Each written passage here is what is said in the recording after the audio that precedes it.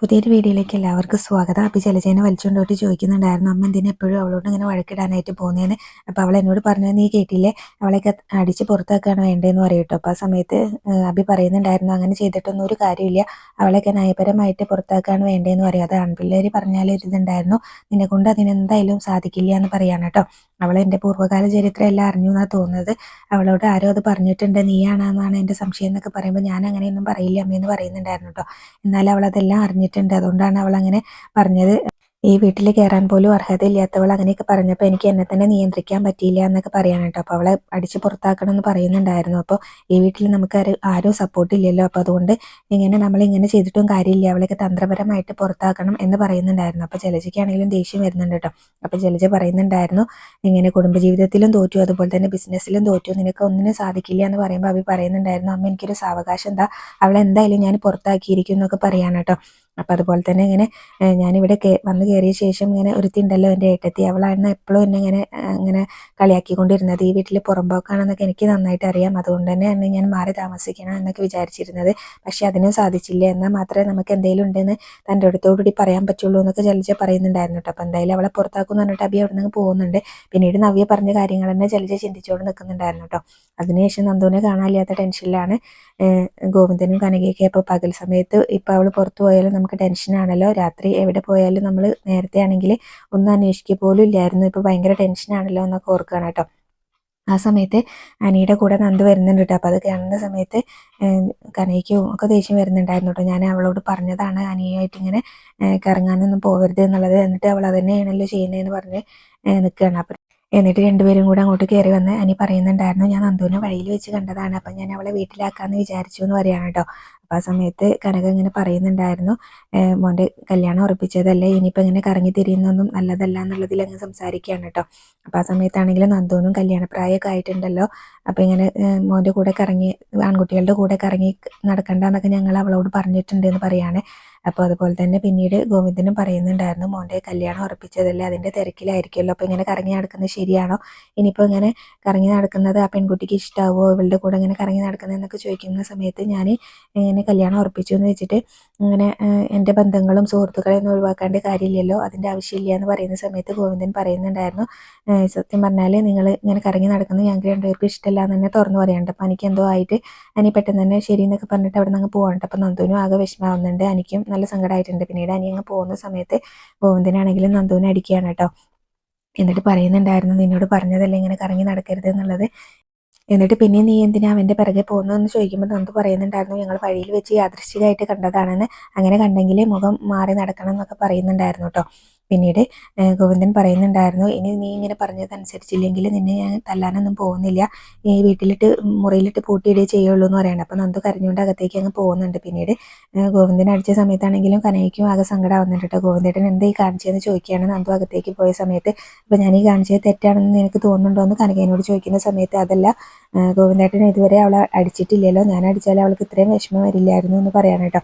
അപ്പോൾ ഗോവിന്ദനും ആകെ വിഷമാവുന്നുണ്ട്. പിന്നീട് ആദർശിൻ്റെ അടുത്തേക്ക് നയന വന്നിട്ട് ചോദിക്കുന്നുണ്ടായിരുന്നു, ആദർശേട്ടൻ ഞാൻ പറഞ്ഞ കാര്യം സീരിയസ് ആയിട്ട് എടുത്തിട്ടുണ്ടോ എന്ന് ചോദിക്കുമ്പോൾ ഒട്ടും സീരിയസ് ആയിട്ട് എടുത്തിട്ടില്ല എന്ന് ആദർശ് പറയാണ് കേട്ടോ. അപ്പോൾ ആ സമയത്ത് എൻ്റെ ചേച്ചീൻ്റെ ഭാഗത്ത് ഇങ്ങനെ ശരിയുണ്ടെന്ന് തോന്നിയോണ്ട് മാത്രമാണ് ഞാൻ അതിൻ്റെ പിറകെ പോകുന്നതെന്ന് പറയുമ്പോൾ, നീ എന്തിനാണ് നിൻ്റെ ചേച്ചിക്ക് ഇങ്ങനെ ഓരോന്ന് ചെയ്ത് സപ്പോർട്ട് ചെയ്യുന്നതെന്നൊക്കെ ചോദിക്കുന്നുണ്ടായിരുന്നു. അപ്പോൾ നാളെ ഇനിയിപ്പോൾ നിനക്കും ഇങ്ങനൊരു അവസ്ഥ നിന്നെക്കുറിച്ച് ആരെങ്കിലും പറഞ്ഞാലോ എന്നൊക്കെ ചോദിക്കുന്ന സമയത്ത്, അങ്ങനെയാണെങ്കിൽ ഞാൻ ആദർശേട്ടൻ്റെ മുന്നിൽ കിടന്ന് തന്നെ ഇങ്ങനെ കത്തി തീരുമെന്ന് പറയാണ്ടോ, നീ അഗ്നിശുദ്ധി വരുത്തുന്നല്ലേ, അപ്പോൾ എന്നാൽ പിന്നെ ആ അഗ്നി കൂടെ അശുദ്ധി ആവുകയേ ചെയ്യുള്ളൂ എന്ന് പറയാണ് കേട്ടോ. അപ്പോൾ ആ സമയത്ത് നൈനിന്ന് ഇങ്ങനെ കളിയാക്കുകയാണല്ലോ. അപ്പോൾ നൈനിക്കാണെങ്കിലും ആകെ ദേഷ്യം വരുന്നുണ്ടായിരുന്നു. അപ്പോൾ എല്ലാം തുറന്നു പറയണമെന്ന് പറഞ്ഞുകൊണ്ടാണ് ഞാൻ തുറന്നു പറഞ്ഞത്, അപ്പോൾ കൂടെ നിൽക്കുന്നുള്ളൊരു വിശ്വാസമൊന്നും എനിക്കില്ലായിരുന്നു. അപ്പോൾ എന്തായാലും ഞാൻ തന്നെ എന്തായാലും ഇതിനൊരു അവസാനം കണ്ടോളാം, ഞാൻ എന്തായാലും ഇതിൻ്റെ പിറകെ പോകുമെന്നൊക്കെ പറഞ്ഞിട്ട് അങ്ങ് പറയുന്ന സമയത്ത് നൈനിനെ കൊച്ചാക്കുന്ന രീതിയിലൊക്കെ സംസാരിക്കുന്നുണ്ടായിരുന്നു കേട്ടോ ആദർശ്. അപ്പോൾ ആ സമയത്ത് നിങ്ങൾ എന്തിനാ വെറുതെ എന്നെ ഇങ്ങനെ കൊച്ചാക്കി സംസാരിക്കുന്നത്, ഞാനൊരു മോശം പെൺകുട്ടിയാണോ എന്നാണ് നിങ്ങൾ പറഞ്ഞു വരുന്നത് എന്നൊക്കെ ചോദിക്കുന്നുണ്ടായിരുന്നു കേട്ടോ. നിങ്ങൾക്ക് നെഞ്ചത്ത് കൈവച്ച് പറയാൻ പറ്റുമോ ഞാനൊരു മോശം പെൺകുട്ടിയാണെന്നുള്ളതെന്ന് ചോദിക്കുന്ന സമയത്ത്, അതിന് നെഞ്ചത്ത് കൈവയ്ക്കേണ്ട ആവശ്യമൊന്നുമില്ല, അല്ലാതെ തന്നെ പറയാമെന്നൊക്കെ പറഞ്ഞിട്ട് അങ്ങ് പറയാണ് കേട്ടോ. അപ്പോൾ ആ സമയത്ത് പിന്നീട് നിൻ്റെ ചേച്ചി ഇവിടെ ഉണ്ടാക്കിയ പ്രശ്നങ്ങളൊക്കെ അറിയാലോ, ഇനിയിപ്പോൾ ഈ വീട്ടിലുള്ളവർ അതും കൂടെ അറിഞ്ഞിട്ടുണ്ടെങ്കിൽ ഇങ്ങനെ അവർക്കത് താങ്ങാനൊന്നും പറ്റില്ല എന്നൊക്കെ പറയുന്നുണ്ടായിരുന്നു കേട്ടോ. അപ്പോൾ എന്തായാലും ആദർശ് കൂടെ നിൽക്കില്ല എന്നുള്ളൊരു കാര്യം തന്നെയാണ് കേട്ടോ ആദർശ് പറഞ്ഞുകൊണ്ടിരിക്കുന്നത്. അപ്പം നയന പറയുന്നുണ്ടായിരുന്നു, എന്തായാലും ഞാൻ ഇതിൻ്റെ പുറകെ പോകാനായിട്ട് തന്നെ തീരുമാനിച്ചിട്ടുണ്ട്. ഞാൻ എന്തായാലും ഇതിനൊരു അവസാനം കാണും. എൻ്റെ ചേച്ചി നിരപരാധിയാണെന്ന് എനിക്ക് മനസ്സിലായതുകൊണ്ടാണ് എന്ന് പറയാൻ കേട്ടോ. എൻ്റെ ചേച്ചി തെറ്റുകാരിയല്ലാന്ന്.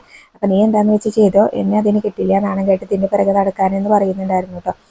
ഞാനങ്ങ് പോയി കഴിയുന്ന സമയത്ത് ഇങ്ങനെ ആദർശ് മനസ്സിൽ വിചാരിക്കുന്നുണ്ടായിരുന്നു, അവൾ എന്നോട് എല്ലാം തുറന്നു പറഞ്ഞ സ്ഥിതിക്ക് ഇതിൻ്റെ പിറകെ പോകണം, അവൾ അറിയാതെ എന്തായാലും ഇതിനൊരു ഇത് കണ്ടെത്തണം എന്നൊക്കെ ആദർശ് മനസ്സിൽ വിചാരിക്കുകയാണ്. പിന്നീട് നന്ദു ആണെങ്കിൽ വിഷമിച്ചിരിക്കുന്നത് കണ്ടിട്ട് കനകയും ഗോവിന്ദനും ഒക്കെ വന്നിട്ട് ഇതിനെ സമാധാനിപ്പിക്കുന്നുണ്ടായിരുന്നു. മോളോട് ദേഷ്യം ഉണ്ടായിട്ടൊന്നുമല്ല, മോൾക്കറിയാലോ ഇങ്ങനെ നമ്മൾ രണ്ട് പെൺമക്കളും ആ വീട്ടിലേക്ക് പോയ ശേഷം നമുക്ക് ഇങ്ങനെ അവിടേക്കൊന്ന് സ്വസ്ഥമായിട്ട് കയറി ചെല്ലാനോ ഒന്നിനും പറ്റുന്നില്ലല്ലോ എന്നൊക്കെ പറയുകയാണ്. അപ്പോൾ കനകയും പറയുന്നുണ്ടായിരുന്നു, നമുക്ക് കോടിയും കൊട്ടാരം ഒന്നും വേണ്ട, നമുക്ക് നമ്മളോട് ചേർന്ന് നിൽക്കുന്ന ഒരു ഇങ്ങനെ ബന്ധക്കാർ മതി എന്നുള്ളതിൽ പറയാൻ കേട്ടോ, എന്നാലേ നമുക്കൊരു സമാധാനം ഉണ്ടാവുള്ളൂ.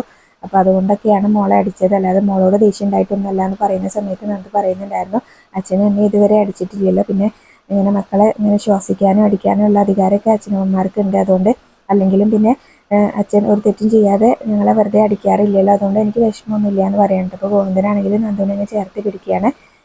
പിന്നീട് മുത്തശ്ശനാണെങ്കിലും ഇങ്ങനെ പറയുന്നുണ്ടായിരുന്നു, ഓരോരോ ദിവസം ഓരോരോ ബ്രേക്ക്ഫാസ്റ്റാണ്, അതിനൊക്കെ എല്ലാം വ്യത്യസ്ത രുചിയുമാണ് എന്ന് പറയായിരുന്നു കേട്ടോ. അപ്പോൾ ഇന്നത്തെ ബ്രേക്ക്ഫാസ്റ്റ് നല്ല സൂപ്പർ ആയിട്ടുണ്ട് എന്നുള്ളതിൽ അങ്ങ് സംസാരിക്കുകയാണ് കേട്ടോ. അപ്പോൾ ദേവേനി പറയുന്നുണ്ടായിരുന്നു, അച്ഛന് അസുഖമായതുകൊണ്ട് അമ്മയാണോ ഇപ്പോൾ അച്ഛന് വേണ്ടിയിട്ട് ഭക്ഷണം ഉണ്ടാക്കുന്നതെന്ന് ചോദിക്കുകയാണ് കേട്ടോ. അപ്പോൾ മുത്തശ്ശി പറയുന്നുണ്ടായിരുന്നു, അല്ല നൈനമോളാണെന്ന് പറയാൻ കേട്ടോ. അപ്പോൾ മുത്തശ്ശൻ പറയുന്നുണ്ടായിരുന്നു, പണ്ട് കാലത്ത് അമ്മമാരുണ്ടാക്കി തരുന്ന അതേ ഒരു ടേസ്റ്റിലാണ് മോൾ ഉണ്ടാക്കുന്നതെന്ന് പറയാൻ കേട്ടോ. അപ്പോൾ നീ കഴിച്ചില്ലേ എന്ന് ചോദിക്കുമ്പോൾ ഞാൻ കഴിച്ചിരുന്നു, തരക്കേടില്ല എന്നിങ്ങനെ ദേവയാനി പറയാൻ കേട്ടോ. അല്ലെങ്കിലും നീ അവളെ നല്ല കാര്യം ചെയ്താലും നീ അവളെ എങ്ങനെയെങ്കിലും അഭിനന്ദിച്ചിട്ടുണ്ടോ എന്നൊക്കെ ചോദിക്കുന്നുണ്ടായിരുന്നു കേട്ടോ. അപ്പോൾ ഇത്തരം കാര്യങ്ങളൊക്കെ അവളോട് ദേഷ്യം ഉണ്ടെങ്കിലും അവളെ മരുമകളായിട്ട് കണ്ടിട്ടില്ലെങ്കിലും അവളെ ഒന്ന് അഭിനന്ദിച്ചൂടെ എന്നൊക്കെ ചോദിക്കുന്ന സമയത്ത് ദേവയാനി പറയുന്നുണ്ടായിരുന്നു, അങ്ങനെ ചെയ്തിട്ടുണ്ടെങ്കിൽ അവൾക്ക് കുറച്ചും കൂടെ അഹങ്കാരമാവും എന്നൊക്കെ പറയാൻ കേട്ടോ. അപ്പം ആ സമയത്ത് മുത്തശ്ശൻ പറയുന്നുണ്ടായിരുന്നു, അങ്ങനെ അഹങ്കരിക്കുന്ന ഒരു പെൺകുട്ടി ഒന്നല്ല നൈനമോള്, പ്രത്യേകിച്ച് നമുക്ക് ഒരുപാട് ഡിസൈനുകൾ വരച്ച് തന്നിട്ടുണ്ട്. അപ്പോൾ അതുകൊണ്ട് തന്നെ നമുക്ക് എല്ലാവർക്കും ഇഷ്ടപ്പെട്ടു, അതുപോലെ തന്നെ നമ്മുടെ കസ്റ്റമേഴ്സിനും ഒക്കെ ഇഷ്ടപ്പെട്ടു, എന്നിട്ട് അതിൻ്റെ പേരിൽ അവൾ അഹങ്കരിച്ചിട്ടൊന്നുമില്ലല്ലോ എന്ന് പറയുന്നുണ്ടായിരുന്നു കേട്ടോ. പിന്നീട് നാനിയാണെങ്കിലും മുത്തശ്ശിന് ജ്യൂസൊക്കെ എടുത്തിട്ട് വരുന്നുണ്ട്. ഇത് മുത്തശ്ശിന് വേണ്ടി പ്രത്യേകം തയ്യാറാക്കിയ ജ്യൂസാണ്, ചില ടേസ്റ്റ് വ്യത്യാസം കാണും, എന്നാലും മുത്തശ്ശിന് കഴിക്കണം എന്ന് പറയണം. എന്നിട്ട് മുത്തശ്ശിനോട് ചോദിക്കുന്നുണ്ടായിരുന്നു, മുത്തശ്ശിക്ക് എന്തെങ്കിലും കുടിക്കാൻ എടുക്കാമെന്ന്. അപ്പോൾ വേണ്ടാന്ന് പറയും. പിന്നീട് അമ്മയ്ക്ക് വേണമെന്ന് ചോദിക്കുന്ന സമയത്ത് ദേവയാനി പറയുന്നുണ്ടായിരുന്നു, എനിക്ക് എന്തെങ്കിലും വേണമെങ്കിൽ ഞാൻ തന്നെ എടുത്ത് കുടിച്ചോളാം എന്ന് പറയും കേട്ടോ. അപ്പോൾ ആ സമയത്ത് മുത്തശ്ശി പറയുന്നുണ്ടായിരുന്നു, അവർക്കൊക്കെ നല്ല ആരോഗ്യമുണ്ട്, അവരോടൊന്നും ചോദിക്കേണ്ട ആവശ്യമില്ല, അവർക്ക് വേണ്ടത് അവർ തന്നെ എടുത്ത് കഴിച്ചോളൂ എന്ന് പറയാൻ കേട്ടോ. അപ്പോൾ ഞാനിങ്ങ് പോകുന്ന സമയത്ത് മുത്തശ്ശൻ പറയുന്നുണ്ടായിരുന്നു, എനിക്ക് അസുഖം ആണെന്ന് അറിഞ്ഞിട്ടാണ് അവളെ ഇവിടെ നിൽക്കാൻ അനുവദിച്ചതെന്നൊക്കെ എനിക്കറിയാം, എന്നാലും അവളോട് കുറച്ച് നയത്തിൽ സംസാരിച്ചൂടെ എന്ന് ദേവയാനിയോട് ചോദിക്കുകയാണ് കേട്ടോ. അപ്പോൾ ആ സമയത്ത് ദേവയാനിക്ക് അത് ഇഷ്ടമാവുന്നൊന്നുമില്ല. പിന്നീട് നവ്യയുടെ അടുത്തേക്കാണ് നേരെ നയന പോകുന്നത്.